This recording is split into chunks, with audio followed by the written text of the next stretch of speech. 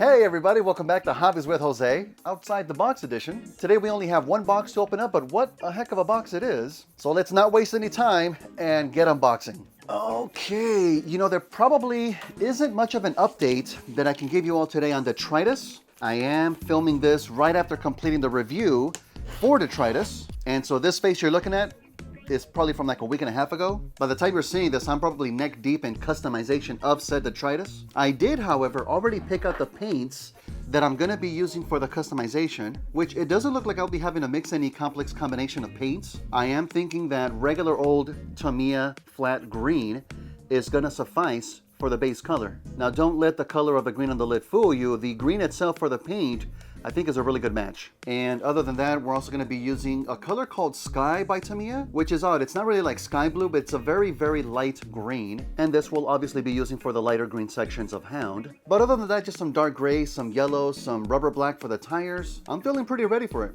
I do have one extra special customization in mind for it, which I won't say here, but I'm looking forward to getting started on that. All right, but here, ooh, let me not knock over anything.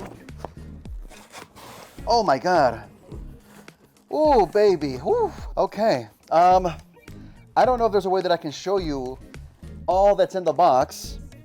We do have a card from Big Bad Toy Store. Thank you very much. The thing about Big Bad Toy Store, their packaging is always on point. So thank you very much for that. I'm going to very carefully tilt this box towards the camera so you guys can hopefully see everything that's in here. Okay. All right.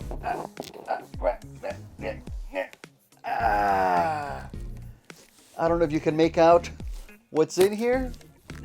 We have obviously a model kit of Arcee right there in the front. We have a Junkion, we have an Insecticon, we have a female Junkion, and we have a Conehead. Holy moly, we've got quite a few things to open up here. Okay, I'm gonna set this very carefully down without touching the camera. There we go. Oh shit, no, get over here. All right, I need to readjust myself over here. I think I'm gonna save the model kit for last because I think that's the most different kind of a thing. So we're gonna hold off on her. Let's take a look at this Insecticon here, Transformers Legacy Evolution Bombshell, which is, if I'm not mistaken, the third and final Insecticon that I needed. Very happy to have this guy. And I think I'm especially happy to have like a set of Insecticons that actually look like they belong in the same wave. They don't feel like they're from different generations of Transformers like they did previously. So this is really cool to have. I did just finish reorganizing the background. And there's a couple of things that I'm going to be putting into storage that I don't plan on using anytime soon, just to make more room here. And one thing I do like is how I have most of the figures organized in the waves that they're in. Like I have all of the 86 Studio Series, the regular Studio Series, Gamer Edition Studio Series, still some Earthrise figures, Kingdom, and then of course the Legacy. I don't think I have anything left from Siege. I think Shockwave was the only one, but it's pretty tight in right now, so I'm hoping I can keep it like that, hopefully. Ooh, yes, very nice. The thing about the Insecticons, they never really had any complex transformations, and so you would always get, even like in G1, these really good proportions on their bot modes, and I mean a pretty decent robotic insect mode, you know, nothing too complicated. I think Bombshell is supposed to be the really intelligent Insecticon. I don't know if like to the levels of like Shockwave or anything like that, but he's supposed to be like the mad scientist, one of the group, right? I think. Okay, kind of a funky head gimmick design. Am I just not familiar with this character? I guess I'm not. He's got a lot going on here. But overall, I would say a fantastic looking bot mode here. Again, proportions look fantastic. They look great. This top horn section, I don't know where it's like supposed to be pointing, but the whole thing can like move forward and back. I'm guessing for the transformation, but I don't know where you're supposed to place it. I think just right here, maybe. I have to check the instructions. It gives them quite a head, you know? And it's still cool how they're giving them the clear sections for the chest. No, they do not open up, although this one also has a hinge here in the bottom, making it seem like it possibly does, but I don't think it does, no. That, I think, would make the customization tricky. but not impossible, I don't think. And there's also the same red and silver striping here on the sides that I think at least one of, if not both of the other Insecticons have. I remember seeing this type of a design with, so that's an added look that makes it fit with the overall look of the rest of the Insecticons. I do like that. Very clean looking back. There's some nice chrome blue and yellow here in the back of the legs. That looks really good. But overall, just a great looking figure. Not too bad at all. I didn't see any weapons though. Oh yeah, I missed the bag. So he's got like a silver blaster kind of a weapon and two like black missile looking kind of things. I don't know. I'm sure Evo Fusion plays a part in all this. Yeah, you can peg the two black missiles onto the sides of the blaster. And if anything, it makes a more unique looking weapon. And that looks pretty cool. I can dig that. It also kind of hides the hollowness that the pieces have, so that's kind of a plus too, although again I would eventually fix that in an eventual customization. I don't know if the G1 Bombshell had this kind of a weapon though, both silver and black, but it looks cool here. I like it. I don't know if it's coming up on camera though, but there is of course a severe hollowness on the inside of the forearms. So that's kind of a minus, and I think the only way to really fix it would be with an aftermarket third-party kit, which I don't think there are any for Bombshell. I haven't really checked though. I obviously wouldn't be able to fill that with putty because that would hinder the transformation. So that kind of sucks. And the only other real hollowness is on the back of the figure, which we have here on the back of the upper arms and on the back of the legs. I think if none of this is used for transformation, especially for this leg section, I think that can be fixed with some putty though. Although now that I'm looking at the back of the legs closely, they might actually be used for transformation. Let's go ahead and transform him and find out. Hopefully they are still free in insect mode, but I'm not too sure.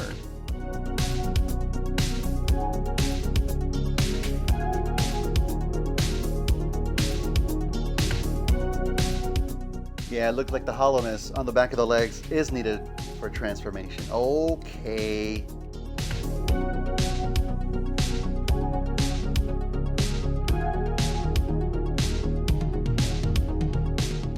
I guess just place the weapon up on top. And yeah, you know, it's a standard Insecticon, not too bad. The two black missile sections, I guess they end up forming some back legs, or just at the very least impressions of back legs. It's certainly not a perfect thing, but I think it looks great. This is just total G1 goodness right here. Now, one thing I do like is when the arms get folded back, they reveal this entire yellow section here on the sides. Now, if this is customized, that's gonna be scary for the transformation because you wanna make sure that this section doesn't get scraped up with the rest of the plastic too. But that's a really nice look though, I do like that. And now those red and silver stripes are more prominent in insect mode as well, as is the chrome blue and yellow up on top too. That's really cool, I like that. Very good figure overall though, nothing too complicated, just a fresh take on G1 Bombshell, and I like it. This is a winner. Okay, we're off to a good start here. Next up, let's do a classic one, shall we? Here we have Transformers Legacy Evolution Dirge. Now this is basically a package refresh. I think he was originally offered as a 2-pack. Actually, I have no idea, but it was, I think, hard to get. I never had it myself, so I'm glad to be able to get him now. I still do have the G2 recolored version of Ramjet that again I would hope to recolor in a future customization. And hopefully Hasbro still offers us the third one. Whatever his name is. I think they said that they pretty much are, right? I don't think it's confirmed, but I'm glad to have this guy. The back of the box is looking rather empty though. Kind of weird to have all of this blank space here in the bottom, but it's okay. You don't need to know other than this. Hey, you know what though? There's no Evo Fusion. I do feel slightly cheated, but that's okay. Let's get this guy out of the box here. Ooh, lovely. Oh shit. I don't think I'll be needing the instructions for this guy. We have his null rays, which if we're really true to G1, these really should be different though, right? They don't really have, the cone heads don't have null rays, right? I don't think they do. Maybe there's an aftermarket kit, or maybe there's some designs that we can 3D print ourselves. That'd be cool. Yeah, and I mean, this is a mold that I'm very much familiar with. It's not a perfect mold. I do have some slight issues with it. It's very reminiscent of the old classics or Generations Transformers line, where they were doing a lot of re-inspired G1 figures. And it almost looks like a blown up version of that, which is kind of weird. I was hoping we would get a brand new mold for these new figures, but you know, it's not terrible. Part of the problem that I have with this particular mold, just in general, is this section just here in the front. It's a very stylized look, but it's not really part of G1. I wish it was just the cockpit itself, and maybe have the cockpit pushed farther towards the front so the chest wouldn't look as flat. As it looks right now, yeah, it's not the greatest. And the last thing, of course, is just this nose cone section hanging out the back. Again, this is kind of like a leftover design of the old Generations Classics mold. And it's not really the end of the world, but I think they can figure out something better for this nowadays. Now, as for the retooling for the cone heads, this head sculpt is just fantastic. And I'm glad they're not using the actual nose cone of the Jet. They have they have the newly designed heads for these, so they're not so long. That is a really good look for this figure. I do like the overall color scheme of this guy too. He has his own unique wings with, thankfully, the Decepticon symbol that's right side up, not upside down. I do have an issue with that, yeah, I know. Let's get these null rays on. Yeah, it looks good with the null rays, but I'm pretty sure that the cone heads had different weapons that were not really null rays, right? Somebody correct me if I'm wrong. Pretty sure they do. I'm pretty sure they do. All right, let's check out the Jet mode. And this I'm just pretty much doing from memory.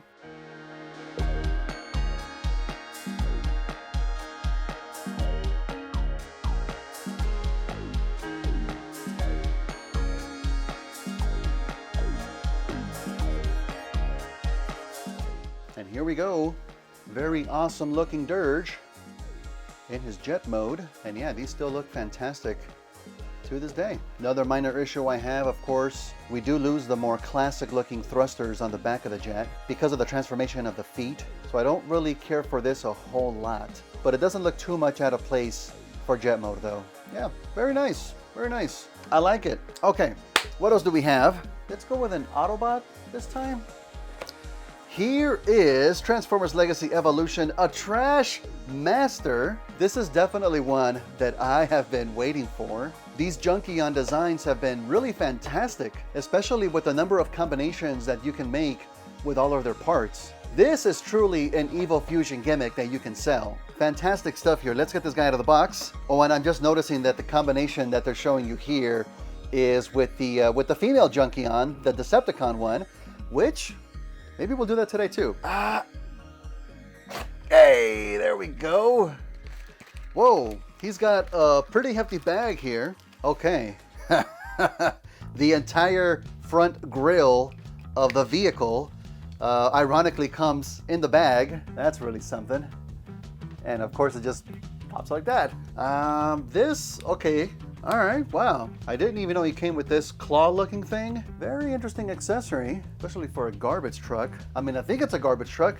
He is a Trashmaster, and these two sections that end up going on the side of the vehicle, these are looking for the hinge mechanic or hydraulics for the trash collecting mechanic, I'm guessing. Now, this guy looks pretty freaking great. He is super blocky in the best possible way, and I will say this, he looks like a long-lost cousin of Bulkhead. There is a definite similarity to that head sculpt and to our beloved Bulkhead. Also, just the proportions of the body themselves, I mean, he's definitely in the same family. I dig this guy very, very much. The hands are molded together with these little blasters. That is just insane. Wow, not bad. And even just on the back of the arms too, there's this amazing chain detailing that we have going on here. That's just gorgeous. I think maybe one of the few drawbacks are the little red orangey bumps that he has throughout his body and on his head. They're supposed to be spikes, but they've been severely rounded off for this toy. I mean, I know it's for kids, but I think they could have made it just a little bit pointier. I don't know. I mean, we could definitely fix it ourselves, but that's gonna take quite a bit of work. Still though, very impressive looking figure. Now, since the entire front end of the vehicle comes in pieces and he's got a claw mechanic, let's see how you combine them into bot mode here. So it looks like the front of the vehicle just connects to the back. Oh, I see, yeah. I guess that's where it goes, where it's gonna end up into vehicle mode, but then it's just kind of hanging off the back there. That actually looks pretty terrible. I don't like that one bit. Nope, nope, no thank you, no thank you. Maybe we can figure out something else. And as far as the claw itself, he kind of holds it like a gun, kind of. But ironically enough, though, the gun bits that are connected to the hand are interfering with the lower jaw of this claw mechanic, so this keeps popping off. Okay, so you can rotate the claw upward to facilitate connecting it to the hand, but then you can't really move it down that much. No, yes you can. Okay, all right. So I guess that's what you have to do to properly connect it then to the hand. And it doesn't look terrible. It's just really finicky once it's on there. I don't know. It's definitely a look. It's definitely a gimmick. It's not bad though. Now the way that the bottom jaw is molded, looks like the hinges are kind of tilted inwards a little bit, so they do tend to just pop off pretty easily. I can probably fix that with some hot water, but that'll be for the future custom, whenever that's going to be. And then the instructions say that these other piston sections just end up going on the side of the bot mode, so let me get these on here. And I'm guessing that's where they're going to stay for vehicle mode as well. Okay, and that's basically that look there. They don't really add a whole ton to the overall look, but at least they're not really in the way, so that's good. All right, but I do want to get this guy into vehicle mode, so let's do that.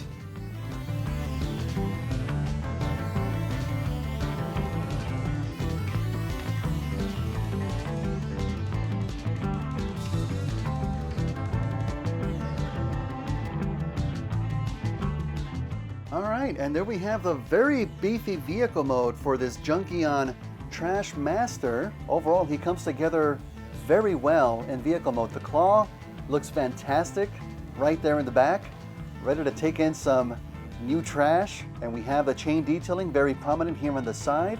Not too bad at all. And of course, as I figured, these piston sections go on the sides, just as you would typically see on a garbage truck, but still having that same Mad Maxy kind of a look. I like this very much. That is very good. And the instructions do tell us that, of course, sections can pull up and separate to combine with other Junkion characters. We're definitely gonna take a look at that, but for what we have right here, I love this a lot. This is very good. And it's just begging for a new rusted up, detailed, weathered paint job. Man, I would look forward to work on this guy. All right, on to the next one. Of course, our other Junkion, Transformers Legacy Evolution, Axlegrease. Now, of course, she's a bit of a repaint and a remold of one of the previous Junkions. I don't remember the name though, but I do appreciate that they changed some of the look of the vehicle and of course the bot mode to give us a fresh take on a character. I think she's the first ever Decepticon Junkion that we're gonna get. Hopefully not the last one though, but let's go ahead and open her up. Oh, very nice. Okay. I remember this mold coming with a ton of accessories. Make sure I'm not throwing any away by accident. Now, obviously, they didn't change every single thing of the mold. I think some things are the same from the previous one. I think it's the front of the vehicle mostly that got changed. Obviously, the head sculpt, that's new. The chest I'm pretty sure is new. I think the sections that go on the top of the vehicle are the same though, as are, I believe, the weapons. Not sure. Some of these look different than what I remember, but obviously with that color scheme, she looks fantastic. I think the only thing that I would have trouble with is, you know, supposed Junkion is that the entire planet is junk, right? That's why they have all of those oranges, the reds, the browns, to give them like that rusted, old, worn out look. Having now Decepticon Junkions that are blues and purples, I don't know how exactly that fits into the entire planet, but apart from that, I think she looks great. If I were to do an eventual repaint, and I would love to, I don't know if I would experiment more with the colors or just keep her the way that she is. That would be something interesting maybe to look at, if other color schemes would work on her. But this does look great. It's also odd how the tires are like this, I don't know, kind of a sky bluish color. I mean, that would be maybe something that I could probably look at maybe at a more traditional tire looking color, you know? But hey, they took a swing with this character, and I think they succeeded. I do like this very much. Also, what's interesting about the head sculpt is how there's a bit of white on the top of the head. It's not something that I would have expected. I think I would have maybe thought they would have used more purples or blues on there, but I dig the vibe of it. It's not bad. And just having that lighter colored visor, which is basically pink, I think it looks good too. All right, let's see how these accessories fit in, because she has a ton of them. All right, and there she is all weaponed out. These exhaust pipes on the shoulders, I definitely remember those from the other character. It's funny how it looks like there's an entire engine block that just becomes a weapon for the bot mode. That's very interesting. And we just have this hook type of a weapon here on the other side. And the other section, the other half of this piece here, you can peg it on to the other arm there as well. Overall, a little bit busy, but I think it definitely works for a Junkion though. I mean, she is definitely ready for battle, that's for sure. I want to check out the vehicle mode here.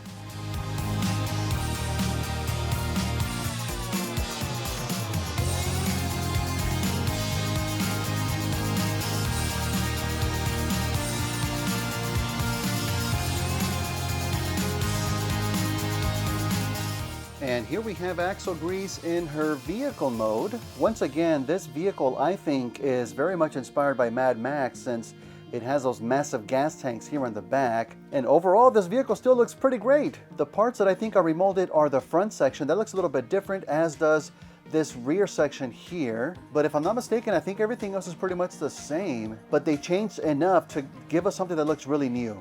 I do appreciate that. And again, the color scheme as far as blues and purples, I think might look a little bit odd, just in general for a Junkion. But the fact that it's a Decepticon, and I don't know if it's the fact that they also see she's a female or a fembot, if it makes much of a difference, but it suits her. This definitely does look akin to a more evil vehicle, that's for sure. So overall, I can get behind this. I would really love to see all of the Junkions put together just into like one big battle, although we definitely need more Decepticons for that. I don't doubt Hasbro's going to give us more of these, but I can't complain either. These are great. Oh, and I also want to check out that part into Trashmaster and see what that looks like. And well, there you go.